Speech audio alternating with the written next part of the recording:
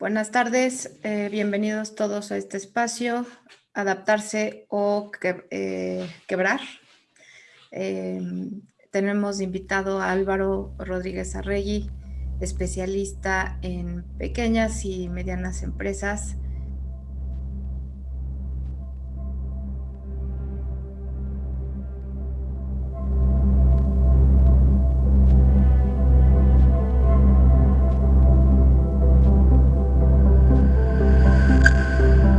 Bueno, yo en lo personal dedico la totalidad de mi tiempo al mundo de las micros y las pequeñas y medianas empresas. Mi chamba, digamos que de todos los días, manejo un fondo de inversión que se llama Ignea, que invertimos en emprendedores que principalmente atienden la clase media emergente. Y al mismo tiempo, desde hace 25 años, estoy muy involucrado en el mundo de las microfinanzas, es por lo que conozco algo el tema de las microempresas, y fui presidente del consejo de Compartamos y me mantengo íntimamente involucrado con ellos. Ok, muy bien. Yo quisiera empezar esto con una pregunta que creo que todos tenemos ahorita por el COVID, y en México, además del COVID, tenemos otras situaciones, ¿no? Pero en las condiciones actuales en que las empresas que generan la mayor parte de los empleos, como platicábamos un día tú y yo, se hallan en condiciones pues, totalmente precarias, ¿no? O muy precarias. ¿Qué les recomendarías? Pues mira, sin duda, la gran mayoría de las micros y las pequeñas y medianas empresas en México se encuentran bajo una situación de supervivencia, ¿no? Y yo creo que no menospreciaría en lo más mínimo lo que eso significa, porque muchos de ellos pues están justamente en esa situación, ¿no? Y es una situación súper dura, ¿no? Sobre todo en muchos casos, gente que les ha costado años y muchísimo esfuerzo en poder crear su empresa, aunque sea pequeña, muchísimo esfuerzo, y pues el ver la perspectiva de que esa empresa claudique, pues evidentemente es muy duro. Uh-huh. ¿Qué es lo que yo recomiendo en esa situación de supervivencia? Es conserva flujo a toda costa, absolutamente a toda costa, ¿no? Todo lo que sean gastos, inversiones, todo, cuestiónalo 34 veces, haz exclusivamente lo que es necesario, y evidentemente tienes que establecer un diálogo con todas tus contrapartes, ¿no? Si tienes un local, un diálogo con tu locatario sobre cómo puedes diferir el pago de la renta, si tienes proveedores, cómo esos proveedores te pueden aguantar un tiempo, y con tus propios colaboradores, ¿no? En el sentido de que pues, esos colaboradores son tus socios, ellos son los primeros interesados, igual que tú, en que la empresa salga adelante, es su fuente de empleo, igual que la tuya, y se tienen que agarrar de las manos y entre todos, y subrayo entre todos, apretarse el cinturón para salir adelante. Ok. Y renegociarías obviamente las rentas con los locales, por ejemplo, quienes tienen a lo mejor una zapatería o heladerías. Sí,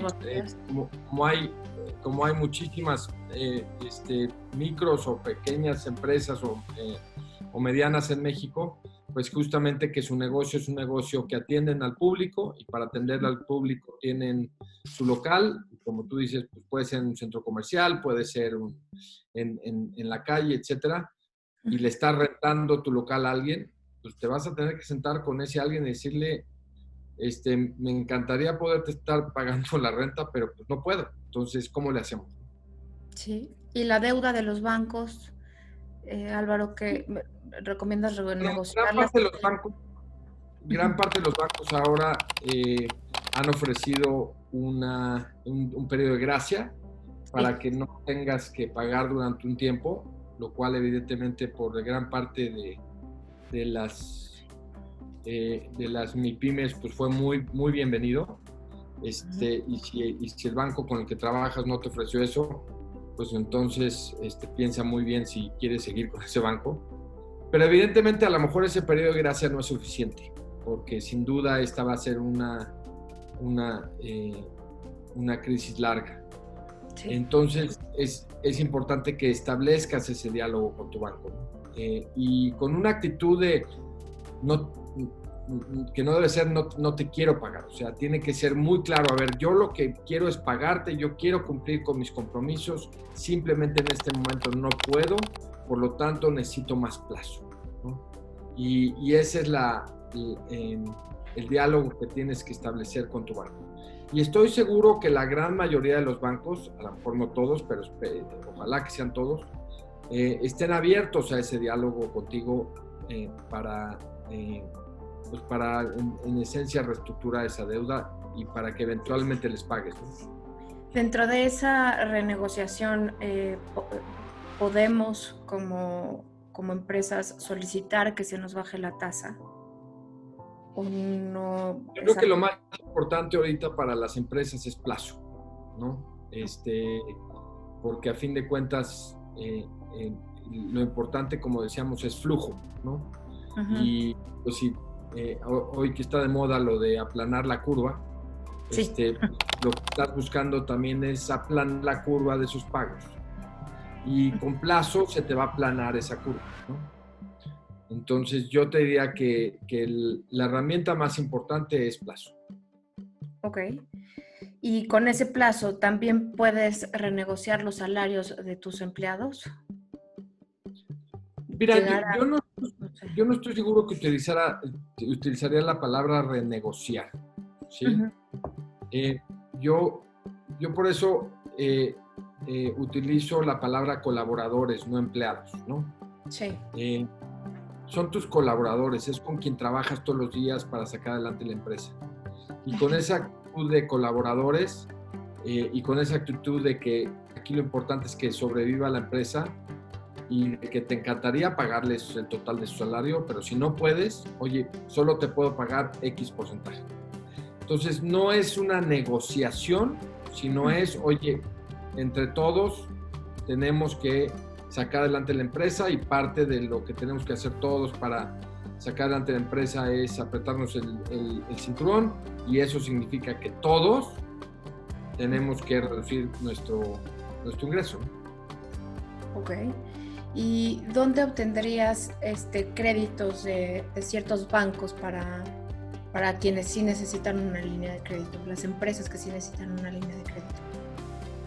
Pues mira, ahorita yo no haría grandes promesas sobre nuevos créditos que ofrezcan bancos. La gran mayoría están en una actitud contraria, justamente en no dar créditos. Sí hay algunas financieras que sí siguen dando créditos y yo me acercaría más bien hacia esas financieras que están especializadas en dar crédito a pymes.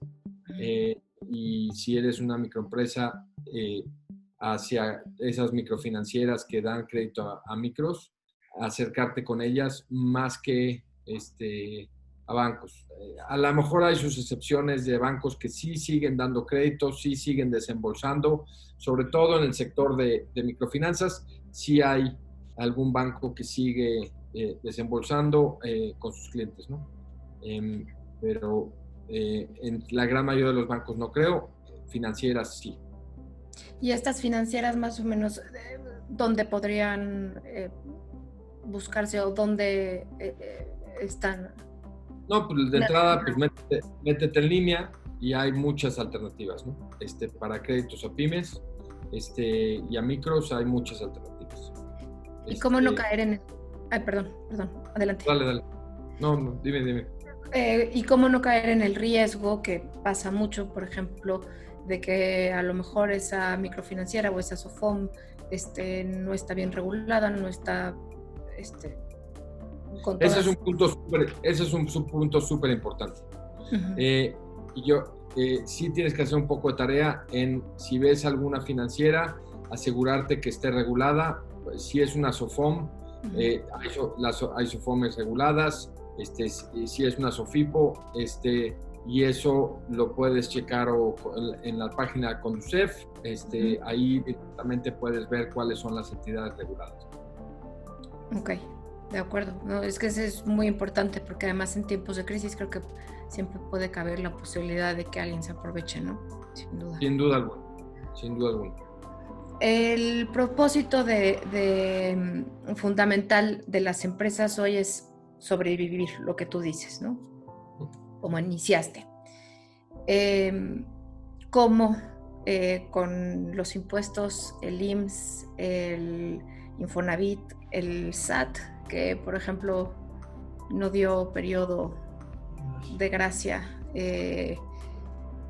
pues todo esto agobia a la empresa, no solamente al empresario, ¿no? Sino también al colaborador, como tú dices, porque se está empezando a dar cuenta que el dinero escasea.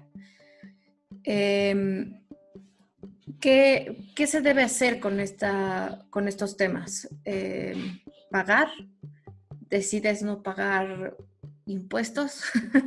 Que además lo entiendo que Mira, en estos temas hay todo tipo de tolerancias de riesgo. Uh-huh. Hay gente que le gustan los deportes extremos, hay gente que no le gustan los deportes extremos, ¿no? Eso pues es cada quien. Y la verdad es que es difícil dar una recomendación cuando a lo mejor una persona pues no duerme porque si deja de pagar un centavo de impuestos, ¿no? Y pues la verdad es que también tu salud no tiene por qué sufrir en estas situaciones. Entonces yo lo que te diría es acércate a tu contador, vean las alternativas, cuáles son los riesgos en cada una de esas alternativas, y ya toma una decisión en base a los riesgos que estás dispuesto a tomar. De acuerdo. Y lo de conservar la liquidez que planteaste al inicio, más o menos, ¿cuánto calculas tú, Álvaro, que este tema del COVID se nos va a ir? ¿Octubre? ¿Diciembre? Mira, yo creo que sería inmensamente irresponsable yo hacer predicciones, ¿no? Creo que esto está muy fluido y todos los días estamos viendo nuevas perspectivas. Y cuando empezó el aislamiento, que fue, pues depende cuál es tu nivel de responsabilidad, pero pues principios, mediados o finales de marzo, ¿no? Pero más o menos en ese rango. Si te hubieran dicho que para los últimos días de mayo íbamos a seguir encerrados, pues seguramente te hubieran dicho, estás loco, ¿no? Entonces, la verdad es que es muy difícil hacer predicciones en este momento. Habiendo dicho eso, un dicho que creo que es muy importante tener como mantra es: espera lo mejor, prepárate para lo peor. Okay. Entonces, sin duda alguna, pues prepárate para lo peor, ¿no? ¿Y qué significa lo peor? Pues que a lo mejor va a haber un poco de apertura en unos meses y después de un tiempo va a volver a haber otra vez un aislamiento.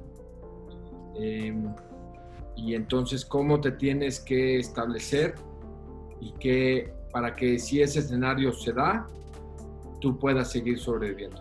Oye, si resulta que en vez de que se abra la economía en agosto o en septiembre, se abre en junio o en julio, pues qué bueno, pero tú te preparaste para la otra. Oye, si resulta que se abrió en junio o julio y ya nunca volvió a haber un confinamiento, pues perfecto, maravilloso. Pero porque tú te preparaste para lo peor.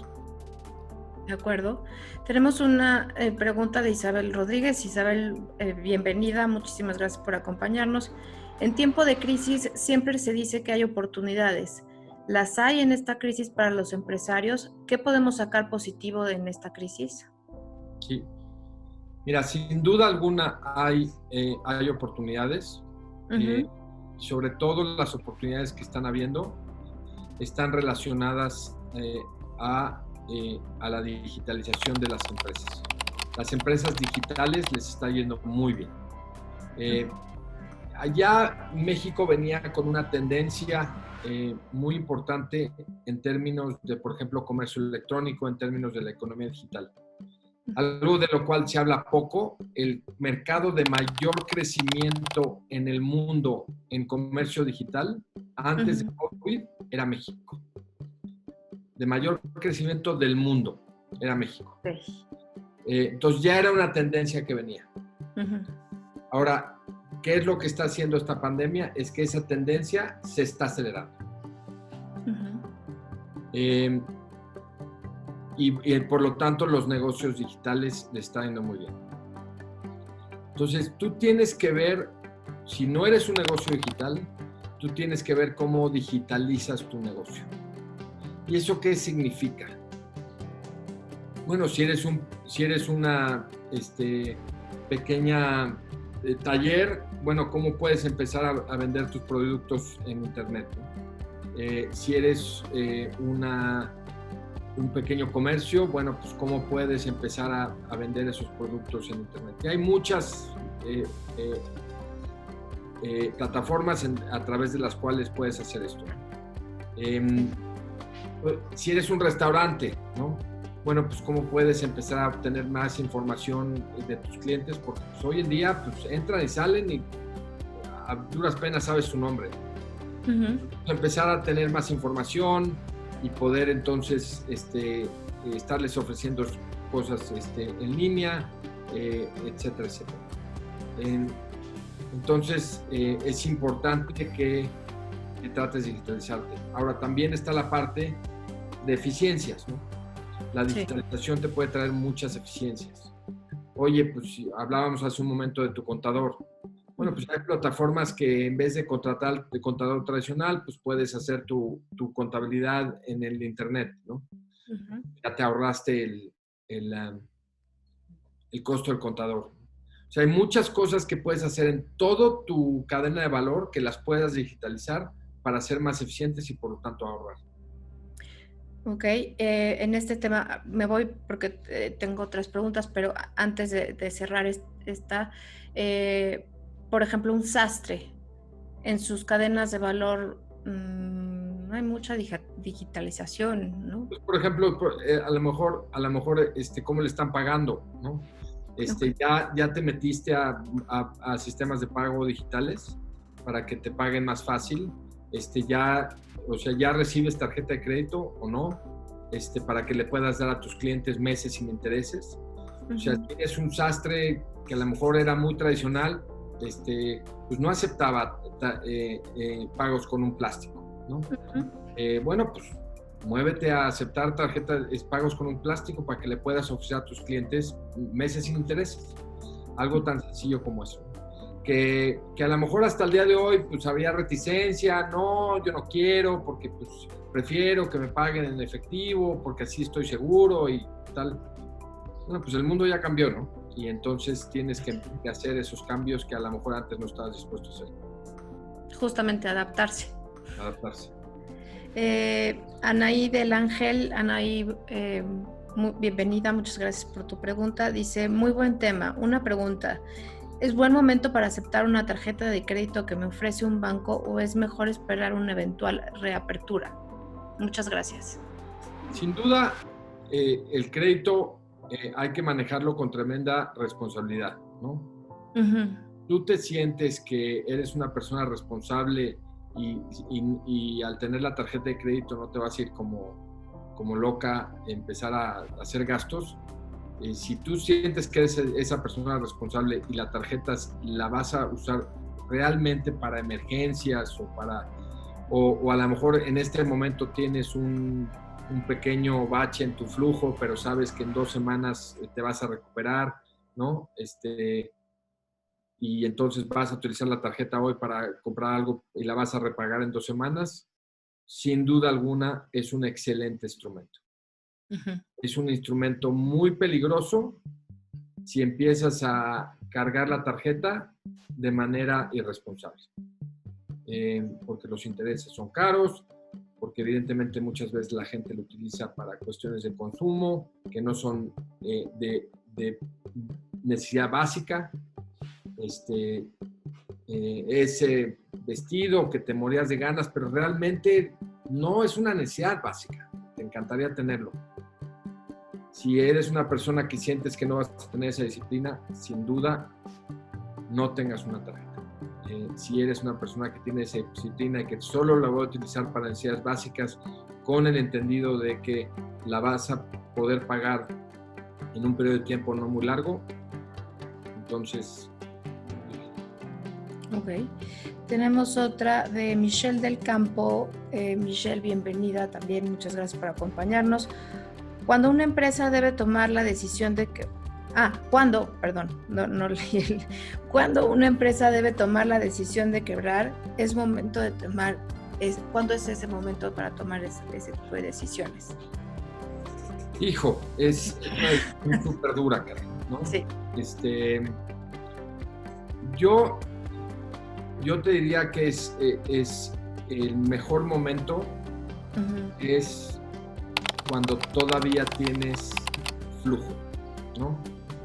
El peor momento es cuando ya no tienes un peso en el banco, porque pues, el cerrar la empresa implica liquidar a personal y eso cuesta, y implica, es increíble, pero cerrar una empresa implica gastos. Entonces, si ya no te queda nada en el banco, es muy difícil cerrar la empresa y luego puedes tener demandas laborales porque no liquidaste a la gente, lo cual es lo último que necesitas. Entonces, sí tienes que, en el escenario que decíamos, de prepárate para lo peor, pero espera lo mejor. Si tú ves que en el escenario peor no hay forma que sobrevivas, entonces considera seriamente cerrarla de una vez. Y de una manera concienzuda, háblalo con gente de tu confianza. Siempre es muy importante hablar de estas cosas con alguien que te va a decir la verdad, que te va a decir las cosas aunque duelan, ¿sí? Sí. Y para eso debe ser gente inteligente y que te quiere, ¿no? Porque la gente que te quiere te va a decir las cosas como son. Si tú ves que en ese escenario no vas a sobrevivir, pero todavía tienes flujo, ¿sabes qué? Cierra la empresa una vez, con los costos que significa, y quédate con el resto del flujo para el día de mañana reiniciar otro negocio o lo que decidas. Sí, lo que necesites, emprender algo nuevo. Yo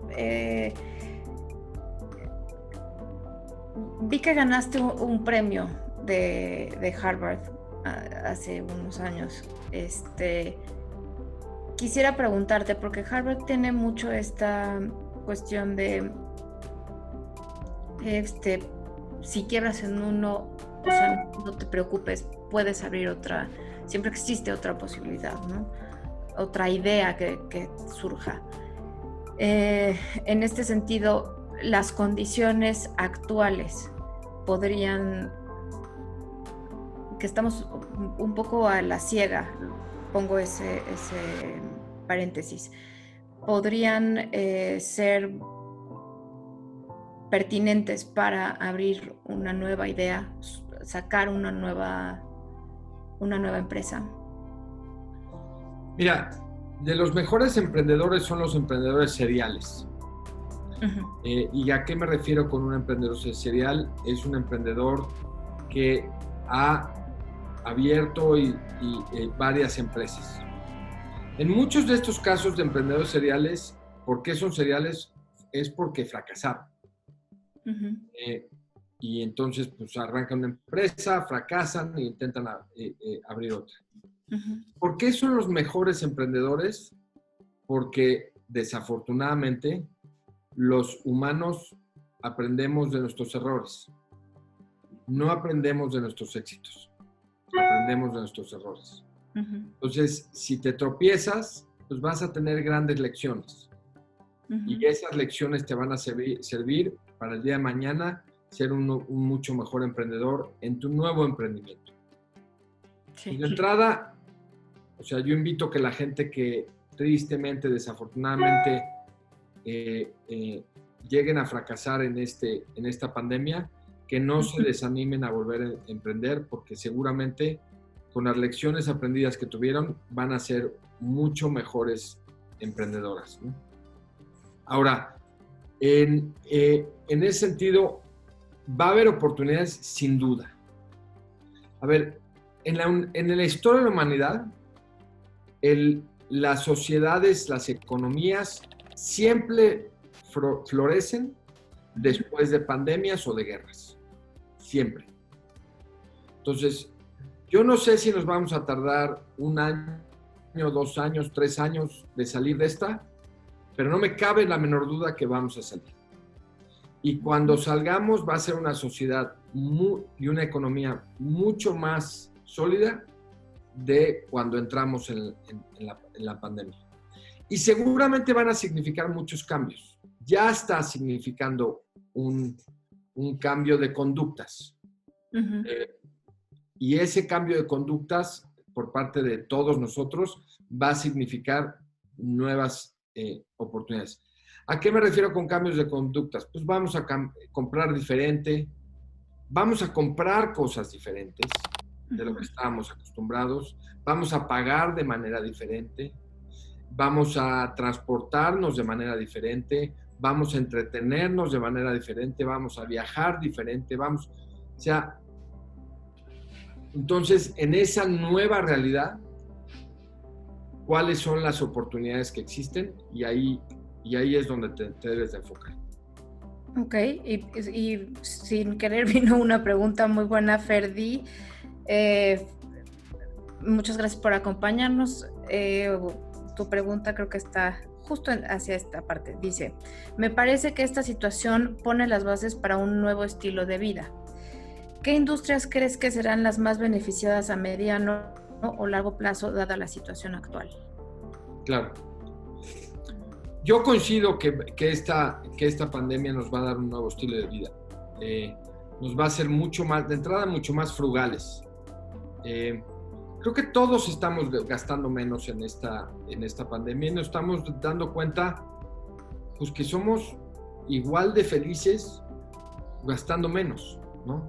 Entonces, pues, si realmente te cuestionas, bueno, todas esas gastos extras que tenía, ¿qué me traían a mí como persona? Y creo que nos están enseñando que vamos a ser consumidores diferentes. Duda, vamos a tener una vida mucho más frugal, ¿no? Entonces, en ese sentido, pues qué bueno, ¿no? Porque creo que también no nos caía mal bajarle un poquito a eso, como sociedad en general, ¿no? Estábamos un poquito demasiado, a lo mejor le quitamos el poquito demasiado materialistas. Ahora, ¿dónde hay oportunidades? Creo que hay grandes oportunidades en servicios financieros.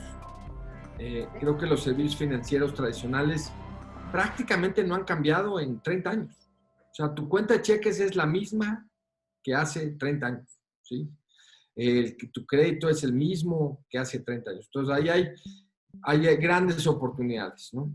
En general, evidentemente en servicios de telecomunicaciones todos estamos utilizando mucho más eso y ahí hay grandes oportunidades en todo lo que es comercio electrónico, como habíamos hablado. En productos de necesidad básica, ahí hay muchas oportunidades. Luego yo creo que una industria que va a florecer muy bien es todo lo que es exportación. Sin duda hemos vivido el privilegio y también el costo de ser vecinos de Estados Unidos, pero en Estados Unidos, de entrada desde el punto de vista geopolítico, quieren diversificarse un poco más de China. Esa diversificación, lo natural es que se venga hacia México. Evidentemente, pues tenemos una posición geográfica envidiable para poder hacer eso. Se habla mucho sobre la mano de obra mexicana, que es muy barata y por eso es la oportunidad. Yo no coincido en eso. La oportunidad está porque la mano de obra en México es muy buena. O sea, realmente somos buenos. Entonces, todo lo que sea exportación y todo lo que sea la cadena de valor de la exportación, transporte, por ejemplo, transporte de productos va a florecer, todo lo que son servicios a parques industriales. No necesariamente tenemos que pensar, no, pues yo cómo voy a montar un parque industrial. Ponte a pensar en todos los servicios que requiere un parque industrial, desde limpieza, temas tan básicos como esos a otros más sofisticados. Entonces, toda la cadena de valor de exportación va a ser muy importante y evidentemente por la cantidad de estímulos que está recibiendo la economía americana, su recuperación económica va a ser mucho más rápida que la nuestra. Y por lo tanto, pues eso nos tiene que jalar, pero no se va a dar por gracia del Espíritu Santo, la tenemos que aprovechar. Claro. Aquí tocaste un tema que creo que es importante, la transportación aérea, que está en la quiebra, ¿no? Ya. ¿Crees que esa pueda ser rescatada o la ves dentro de los posibles, dentro de los nichos de crecimiento posible post pandemia? Mira, yo no soy experto en la industria aeronáutica y me estaría equivocando si opinara al respecto. El único dato que te puedo dar es que la que era la joya de la corona de la industria de aviación en Latinoamérica era la empresa LATAM, que es esta fusión entre la empresa chilena LAN y la empresa brasileña TAM. Y siempre se veía como la gran ejemplo a seguir como una buena empresa o aerolínea en Latinoamérica. Y esta semana se fue a proceso de quiebra en Estados Unidos. Entonces, bueno, si la que era la mejor está en ese proceso, pues esperemos que otros no tengan que caer en ello. Y pues tiene muchas dimensiones esto, los accionistas, qué tanto los accionistas están dispuestos a apoyarlos, etcétera, etcétera. Pero sin duda que va a ser una industria que también en este proceso de pues, la cadena de valor de exportación, porque muchas de esas exportaciones se tienen que hacer a través de vía aérea por razones de cadena de valor, y seguramente van a tener ahí una gran oportunidad. Ok. Carla Fernández. Carla, muchas gracias por acompañarnos. ¿Cómo podemos adaptarnos financieramente a la nueva realidad después de la crisis del COVID? ¿Cómo un micronegocio puede sobresalir y adaptarse a los cambios que habrá en el mundo empresarial? Pues mira, a ver, por micronegocio, nada más para que estemos alineados en definiciones, son empresas de 10 empleados o menos, ¿sí? Una gran ventaja que tienen las microempresas es que son muy flexibles. La señora que tenía un pequeño puesto de comida con 3 empleados y que por el aislamiento ya no, a lo mejor tenía su puesto enfrente de una estación de metro donde había mucho flujo y ahora pues no hay flujo de personas, por lo tanto su negocio se vio sumamente afectado. Esa señora seguramente hoy está vendiendo gel antibacterial, no está vendiendo comida. Se puede migrar muy fácil. Entonces, yo lo que diría es, fíjate cuáles son esas nuevas necesidades ante esta nueva realidad y enfócate en ellas. Sí. Ok, tenemos otra de José Antonio López. José Antonio, muchas gracias por acompañarnos. Muy buen tema, felicidades. Pregunta, compré equipo a crédito en dólares. ¿Me conviene liquidar el equipo o seguir con el equipo por la inestabilidad del billete verde? Mira, es difícil contestarlo sin tener los detalles de qué tipo de equipo, ¿sí? y es un equipo para limpieza en centros comerciales, hijo, mano, pues los centros comerciales creo que no les va a ir muy bien en los próximos años, y sobre todo si son centros comerciales de lujo. Si es, entonces, ¿ese equipo para qué, no? O sea, si tú crees que estás en una industria en donde o le está yendo bien por la pandemia, si es equipo médico, pues sin duda alguna, seguramente le va a ir bien, ¿no? Si son ventiladores, seguramente está yendo muy bien. Sí. Entonces, depende en qué industria estás enfocado y cuáles son las perspectivas de esa industria. Y si no son buenas y puedes vender tu equipo, hijo, véndelo. Emilio Ramos, muchas gracias por estar. ¿Creen que la digitalización de los procesos de negocio sea algo inminente para todo el país después de la situación? También que si se dará cuenta el gobierno con esto, que el Internet no es un privilegio, sino un derecho de las personas. Bueno, sobre el tema de la digitalización, el lema de esta plática es adaptarse. Yo creo que el que no se adapte a la digitalización simplemente no va a sobrevivir, porque sí te ofrece muchas eficiencias. Y justamente lo que decíamos de que después de esta pandemia va a ser vamos a ser mucho más frugales. Bueno, pues si tienes una empresa que todos sus procesos ya los digitalizó, por lo tanto tiene costos mucho menores, por lo tanto puede ofrecer su producto a menor precio versus otro que no ha negado a adaptarse y por lo tanto no lo puede ofrecer a menor precio, pues ¿cuál va a ganar? ¿No? ¿Y cuál va a sobrevivir? Claro. Entonces, sin duda alguna es un tema de que el que no se adapte va a morir. México llegó tarde a la revolución digital. Algunas personas que me conocen y que estén escuchando, se les hará aburrido de este chiste o anécdota que cuento mucho. Digo que un amigo dice que cuando el mundo se acabe, quiere estar en México porque aquí todo llega tarde. Y la economía digital pues no fue... Perdón, Álvaro, es que quise no reírme, pero no lo aguanté. Está muy bueno.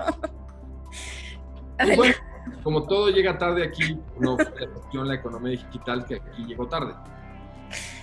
Pero llegó y podemos entrar a las razones de por qué llegó tarde, ¿no? Porque sí hay sus razones. Pero el hecho es que llegó tarde, pero llegó tarde con mucha fuerza. Uh-huh. Y estamos viendo crecimientos bestiales en la economía digital antes de la pandemia. Y con muchas empresas digitales donde para México es un caso de éxito. Por ejemplo, el mercado más grande del mundo como ciudad para Spotify es México, la Ciudad de México.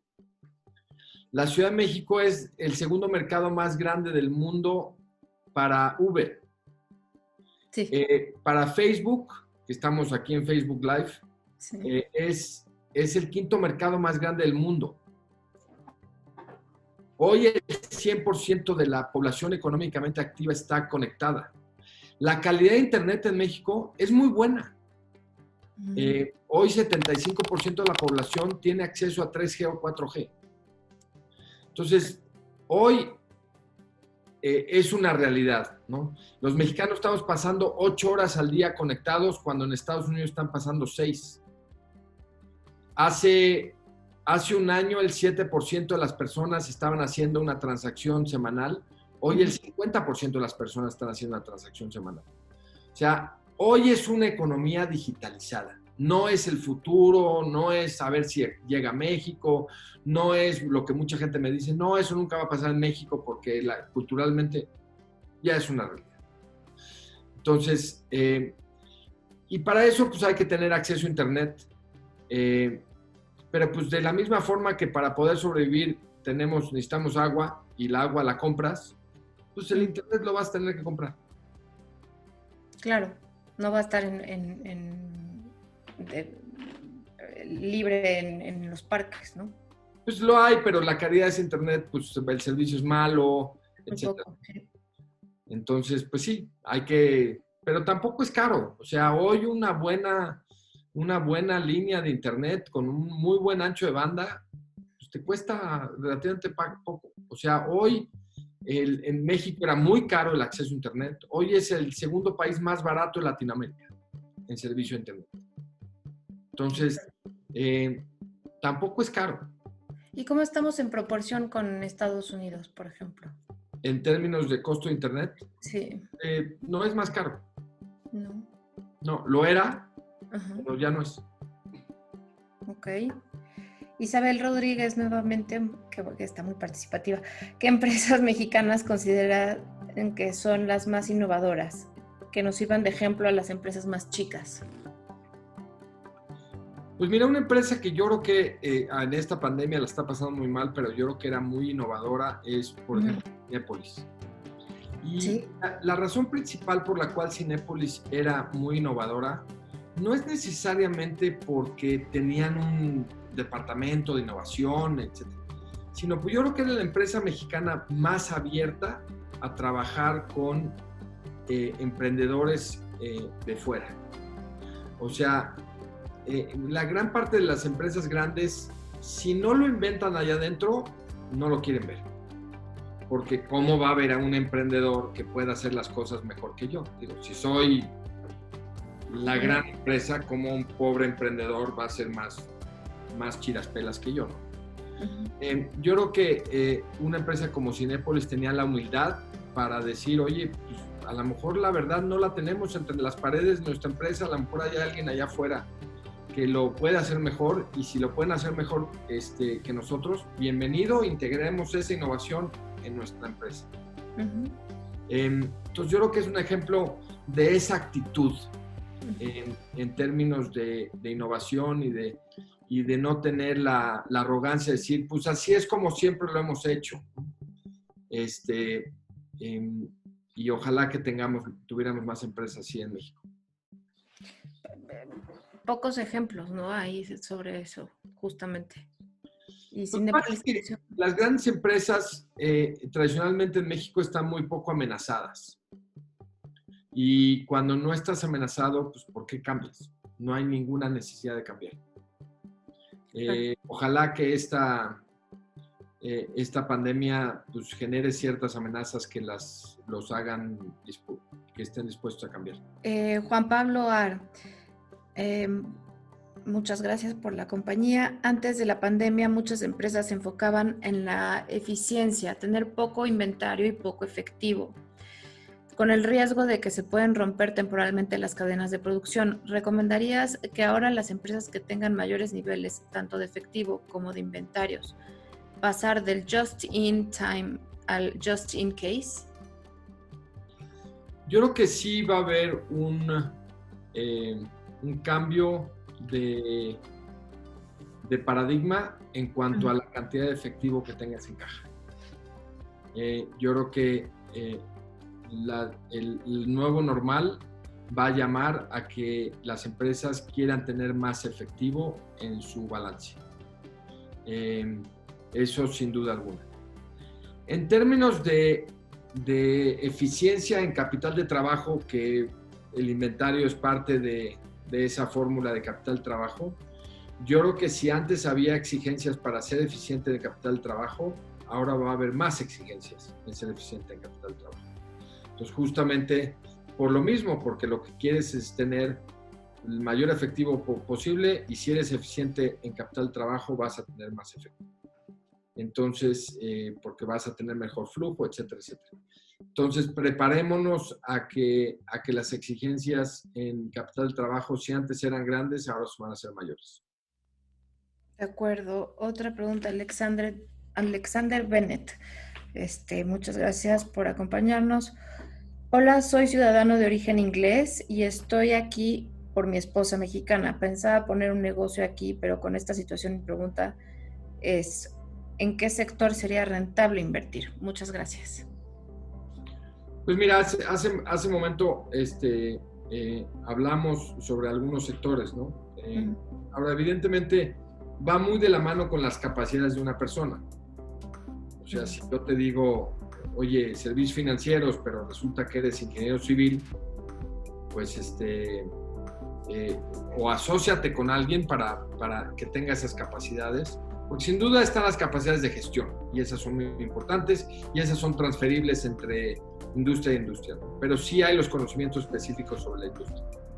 Entonces, yo no sé cuáles sean las capacidades de esta persona, pero de que va a haber muchas oportunidades, una vez más, en servicios financieros creo que va a haber grandes oportunidades, en todo lo que es la cadena de valor de exportación, servicios a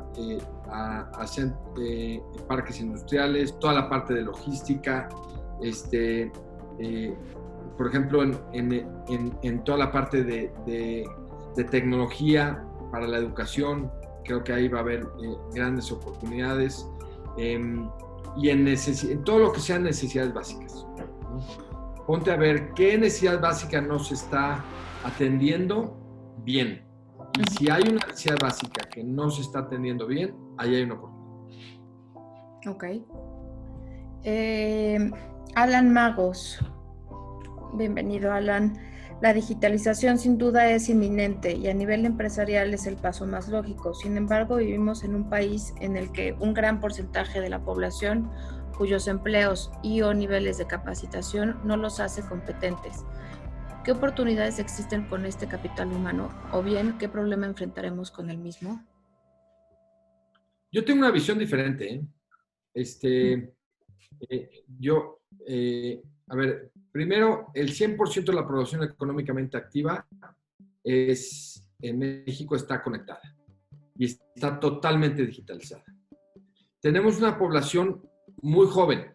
El promedio de edad en México es aproximadamente 26, 27 años, que está por abajo del promedio mundial. Este es un talento con mucha mayor capacidad de adaptación, con evidentemente mucho más digitalizada. Somos uno de los países del mundo que gradúa más ingenieros en el mundo. Entonces, la verdad es que yo tengo una visión diferente. Yo creo que el talento mexicano es muy bueno. Que se necesita, como cualquier lugar del mundo, que les tienes que dar capacitación, etcétera, sin duda alguna. Hay una empresa del norte de Europa que llegó a México hace unos años, yo creo que hace 10, 15 años, y montaron una planta en el norte del país y tenían que contratar aproximadamente 1,500 personas. El plan de negocios asumía que entre 20 y 30% del talento lo iban a tener que traer fuera de México. Ese era el plan de negocios, asumiendo justamente pues, que la calidad del talento, y esto implicaba ingenieros, implicaba también talento altamente calificado, lo iban a tener que traer de fuera. Finalmente, de las 1,500 personas, había 2 de fuera. Porque una de las grandes sorpresas positivas que se llevaron es que el talento que encontraron en México era de calidad mundial. Entonces, yo creo que en México hay muy buen talento. Es una de nuestras grandes fortalezas. Ok. Pues eso es muy buena noticia, la verdad. Nos cambia totalmente la forma de ver esto. Hay más preguntas, pero tenemos que cerrar, Álvaro. Yo te agradezco muchísimo por acompañarnos. A ver, sí, me piden que una más. Bernabé Cortés, en cuanto a la diversificación de riesgos y en pro de la inversión en nuevos negocios, ¿qué es mejor, diversificar en sectores diferentes o dentro de la misma cadena de valor? ¿Qué recomienda Álvaro? A ver, yo sí tengo uno de mis grandes mantras, y si algún emprendedor con el que trabajamos me está escuchando, va a estar muy de acuerdo. Uno de mis grandes mantras es enfócate. ¿no? Haz una cosa mejor que nadie, ¿sí? Y si haces esa cosa mejor que nadie, vas a ser exitoso. Entonces, entiendo perfectamente, no, mejor pongo eso de todos los huevos en una misma canasta, mejor diversifico, por si. No, ojalá. Y si hay algo que sabes hacer muy bien y tienes la confianza que lo vas a poder hacer mejor que nadie, enfócate en eso. A ver, aquí hay mucha afición del fútbol, ¿sí? Uh-huh. Un buen jugador de fútbol no anda por toda la cancha. Se enfoca en lo que sabe hacer muy bien en la cancha, ya sea defender, ya sea portero, ya sea meter gol. A eso se enfoca, ¿sí? Y nada más. Y ese es su rol en la cancha. Los buenos jugadores no son los que hacen todo bien. Ese jugador no existe, ¿sí? Entonces enfócate a lo que sabes hacer bien, y con eso vas a ser un excelente jugador. Pues muy, muy bonitas palabras al final, Álvaro. Muy, creo que nos ayuda a todos los que hemos emprendido algo. Es muy cierto, a veces perdemos el enfoque, pero sin duda es también una disciplina, creo, que hay que hacerla cada día. Como te decía, muchísimas gracias por acompañarnos, muchísimas gracias por aceptar la invitación aquí a LISOC. Esta es tu casa. Por favor, si quedaron más preguntas e inquietudes, donde están los comentarios, ahí se dejará un link donde podrán subirlas y con muchísimo gusto después vamos a responderlas. Y de igual manera los invito a que se metan a nuestra página de internet por si quieren una consultoría gratis en www.lisoc.com. Ahí pues podremos darles cualquier tipo de respuesta a lo que necesiten. Álvaro, un abrazo inmenso, de verdad, muchísimas gracias por acompañarnos, y espero que esta no sea la última vez que nos acompañes. No, un abrazo de regreso a ti, mil gracias por la invitación, encantado la vida, y en lo que pueda apoyar, encantado la vida. Este es un tema que me apasiona mucho, y creo que el México del mañana lo van a construir los emprendedores de hoy, y si yo puedo ser parte de esa aventura, encantado. Muchas gracias, Álvaro. Gracias. Que estén muy bien todos. Gracias. Hasta luego. Bye.